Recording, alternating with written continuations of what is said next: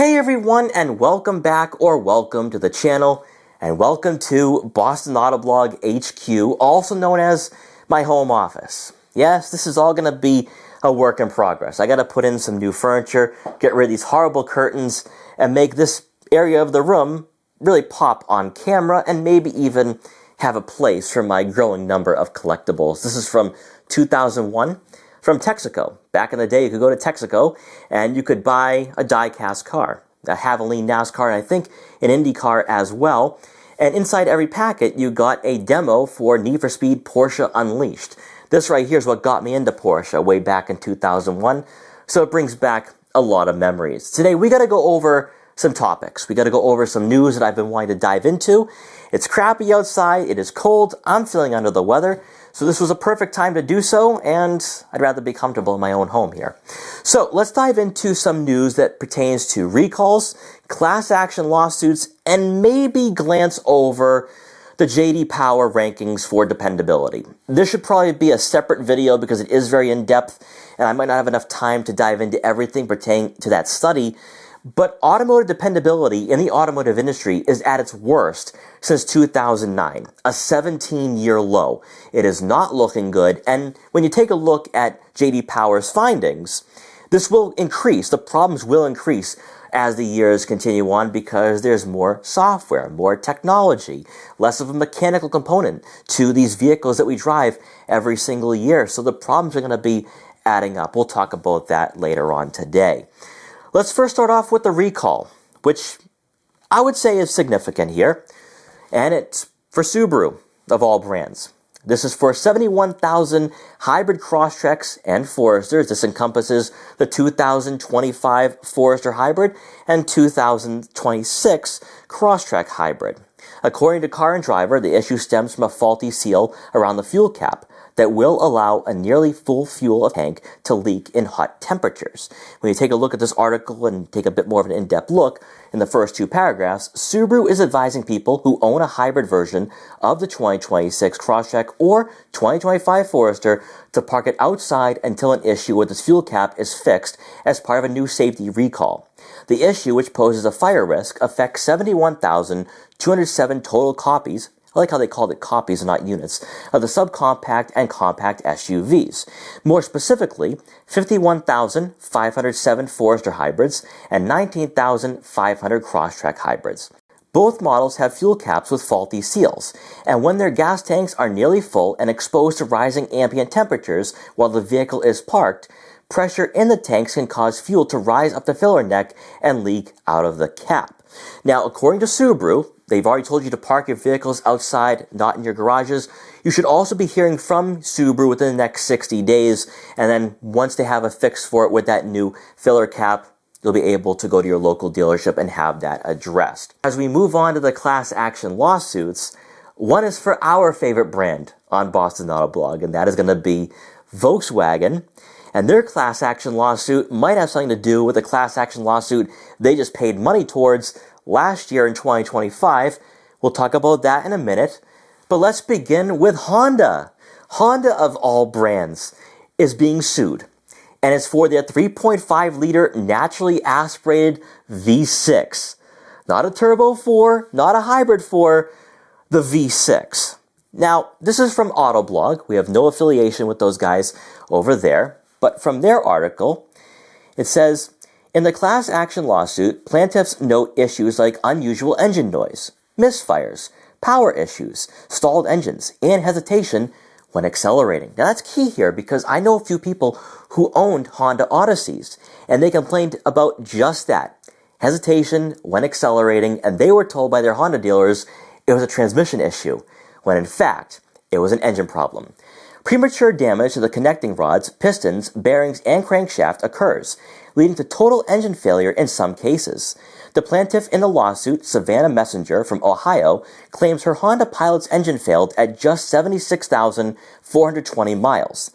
Since it's a 2016 Pilot out of warranty, she was quoted $11,874 to replace the engine. A request to Honda to replace the engine was denied, so she went the rebuilt engine route, which cost her $2,000 $400. In the 2023 recall for over 200,000 vehicles, Honda acknowledged that an issue during production of the crankshaft was identified with a crank pin that was improperly ground. According to the lawsuit, though, the recall failed to address the underlying defect present in all class vehicles. Furthermore, the plaintiff claims that not all affected vehicles were included in the 2023 recall. And here's a list of those cars: the 2014 to 2020 Acura RLX, the 2015 to 2020 Acura TLX, the 2016 to 2020 and 2022 to present Acura MDX, the 2016 to 2022 Honda Pilot, 2018 to present Honda Odyssey, 2019 to 2025 Honda Passport, and the 2017 to present Honda Ridgeline. All these vehicles have the V6 in common. Some of these have the ZF 9-speed that was replaced by the 10-speed automatic in the new Pilot, Passport, and Acura MDX. What I am a bit surprised, though, here is that the Acura MDX, the current MDX, is part of this lawsuit, but not the new Pilot and not the new Passport, which is built on the exact same platform using the same engine and transmission. So I'm a bit surprised by all that. We're going to see how this all plays out over the next few weeks. And this now leads me into our favorite brand here on Boston Autoblog. We love Volkswagen. We really, really do. I got a GTI, which that has been reliable for the last 7 years. The Tiguan, on the other hand, that's been a bit of a headache, and that has been documented over the past 2 months. So, once again from Autoblog, one of Volkswagen Group's most widely used engines is at the center of a new class action lawsuit in the US. Volkswagen and Audi have been sued because of the 2-liter turbocharged 4-cylinder engine, also known as the E888, allegedly using too much oil due to defective piston rings. No, Volkswagen and excessive oil usage? I'm stunned, I'm surprised. Plaintiffs claim the vehicles have lost value because of this. I think actually Volkswagens depreciate a lot. It has nothing to do with their reliability. Some of the company's most popular vehicles use the E888 engine, including the Volkswagen Tiguan and Audi Q5, potentially implicating hundreds of thousands of models across the US. The class action lawsuit claims the piston rings have insufficient tension, allowing oil to pass into the combustion chamber, according to car complaints. Once there, the oil burns, creating carbon buildup that damages the PCV and causes it to stick. The pressure in the crankcase eventually damages the gaskets and seals.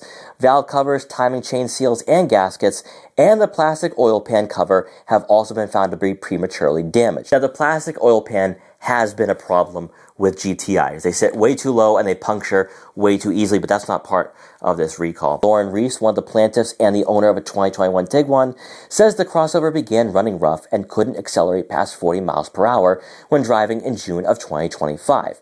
A cracked oil pan and failed PCV valve were identified, but even though the vehicle was nominally repaired by the repair shop, she claims equally defective replacement parts were used. The Tiguan had only covered close to 50,000 miles at the time. At least it made it 50,000 miles, unlike some of the SEL R-Line Turbo owners right now in 2026 that can't even make it 5,000. So, alright, it's still an issue though. Another plaintiff with a 2021 Volkswagen Atlas ran into trouble at 62,000 miles. So the turbocharged 4-cylinder engines have been a bit of an issue for Volkswagen, and this covers cars such as the Volkswagen Tiguan, not ours for the 3rd generation, the Volkswagen Atlas, Volkswagen Passat, Volkswagen Jetta GLI. I'm a bit surprised the GTI isn't on this list because it uses the exact same engine. And then you also have the Audi Q3, Q5, and Q7. And this comes on the heels of a class action lawsuit that Volkswagen already had to cover back in 2025, and that was for turbo repairs, where buyers were spending close to $4,000 to fix their turbos. Now, I'm not going to dive into all of this because this was already closed way back in 2025, but this includes vehicles like the Volkswagen GTI from 2008 to 2021, the Volkswagen Golf R. It just goes down the list to every single vehicle from Volkswagen and Audi that use the E888 pretty much. So, Volkswagen has had a lot of issues, not only mechanically, but also when it comes to their software, as we all know right now with the 2026 Volkswagen Tiguan SEL R-Line Turbo. And for the last topic of the day, it's going to be the J.D. Power U.S. Vehicle Dependability Study. This is huge because no one's talking about it. I know a lot of people like passing off J.D. Power because their findings are a bit interesting. It's a bit weird to see Buick being number 2 for vehicle dependability, even Mini Cooper being that high up. Now, what a lot of people don't know about these studies is that it's based off of a 3-year study. So even though it says 2026, this is covering 2023 models. So this really isn't necessarily accurate to modern day issues, like for 2026 models. So that's why you're getting some of these findings where Lexus is very high, Buick's very high, but then you have at the bottom, below industry average, Mazda. But then you have our favorite brand, Volkswagen, at 301 problems per 100 vehicles. Now, I'm going to take a quick dive into this. We can do a more in-depth video if you guys are really interested into all of this. I find it very fascinating because it does pertain to what I'm experiencing with the Volkswagen Tiguan, and everything is beginning to make sense here. So for 2026, the dependability has gotten worse. In fact, the numbers have increased for problems per vehicle. And when you take a look at their findings, the premium segment is on the rise with their issues. Also, over-the-air software updates are creating more problems as well. And then you get into electrification, hybrids, plug-in hybrids. And what I find really interesting here is, for one, the over-the-air software updates and the mobile phone integration. Because the more we start seeing the software making its way into modern-day vehicles, the more dependability is going to start dropping off, like we're seeing here with our software, where you have a vehicle that has a turbocharged 4-cylinder engine, it has a turbocharger, but it's the software that's affecting the turbocharger and not the fact that it's maybe mechanically flawed. So part of this article, you have, as vehicles become more software-driven, receiving updates is now a routine experience for many owners, with 40% saying they received a software update in the past 12 months. Of those owners, only 27% say the update improved their vehicle, while 58% say they perceived no noticeable difference. More than half, 63% of the software updates were performed over the air and resulted in a nearly 14% increase in problems this year. That is an additional 2.5 problems per 100 vehicles. Next up, we have the mobile phone integration. That's further doubling down on the issues that we've been dealing with here. Of the top 5 industry problems, 4 are directly related to owner integration of mobile phones to their vehicles, including the top issue in the industry for a 3rd consecutive year, Android Auto and Apple CarPlay connectivity. This is 8.9 problems out of 100. Coupled with built-in Bluetooth systems, which is a 5.5 problems per 100, wireless phone charging pads, and OEM app connectivity, these issues account for 24.2 problems per 100 vehicles. And the last major contributor here to the dependability ratings taking a nosedive in the second half of the 2020s is electrification of powertrains. Plug-in hybrid electric vehicles remain the most problematic of any powertrain type in the study, increasing 39 problems per 100 vehicles year over year. Problems among battery electric vehicles and hybrids also increased by 14 problems per 100 to 237 problems per 100 and 213 problems per 100 vehicles respectively. By contrast, the long-term dependability of gas-powered vehicles improves slightly by 2 problems per 100 to 198 problems per 100 vehicles, the least problematic among all powertrains. And then, to tie everything together here, let's go over the winners for each category according to J.D. Power. And again, this is all going to be an interesting finding, and it's not 100% accurate for 2026, but I think you kind of get the idea here for where these vehicles are heading or why some vehicles are doing as well as they are. So the most dependable model for all categories is the Lexus IS. Now, the Lexus IS has been around since, I think, 2013. I might be wrong on that. I was in college. I was 20 years old when the Lexus IS, this generation Lexus IS, was brought to market. They've had some minor refreshes, no major overhauls.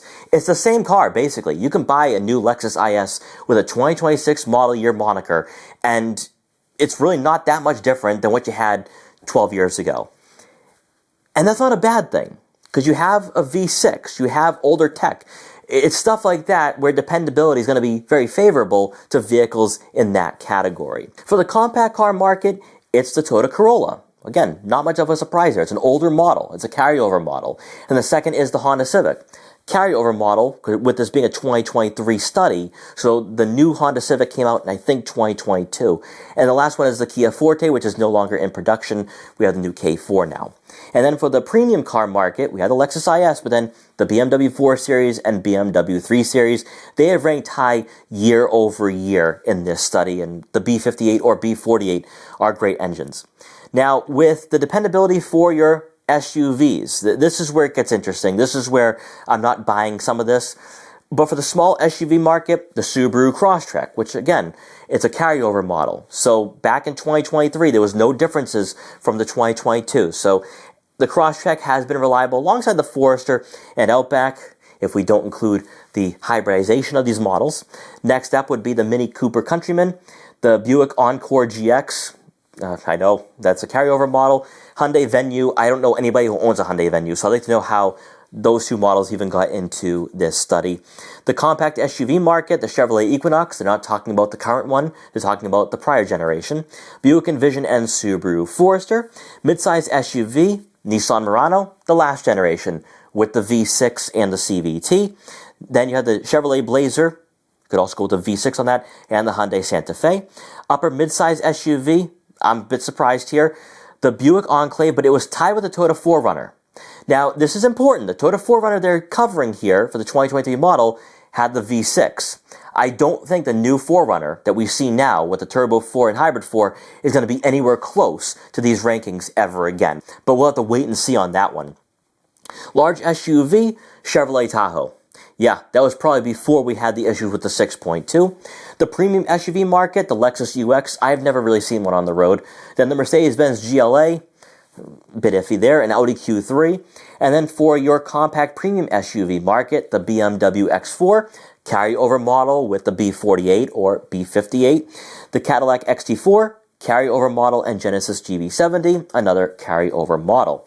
The midsize premium SUV market, the Lexus GX, which again had the V8. So they're not talking about the new one with the twin-turbo V6. We may never see the Lexus GX in this category ever again. The Cadillac XT5, carryover model, and Lexus RX, which for 2023, you still had the naturally aspirated V6. So that's probably what's up there, why it's up there in the rankings. And then the last one is the upper midsize premium SUV market, the Cadillac XT6, again, carryover model, BMW X6, carryover model, and Porsche Cayenne. So that's your study there. Now we can come back to this topic later on during the year or in an upcoming video if you guys really want me to take a deep dive into the JD Power ratings. I find them to be fascinating and very interesting, just how JD Power is coming up with these findings. And having experience with a brand new vehicle, whether it being software related or tech related, that doubles down on what their findings were, that software, technology, electrification is all starting to play a major role in the degradation of dependability.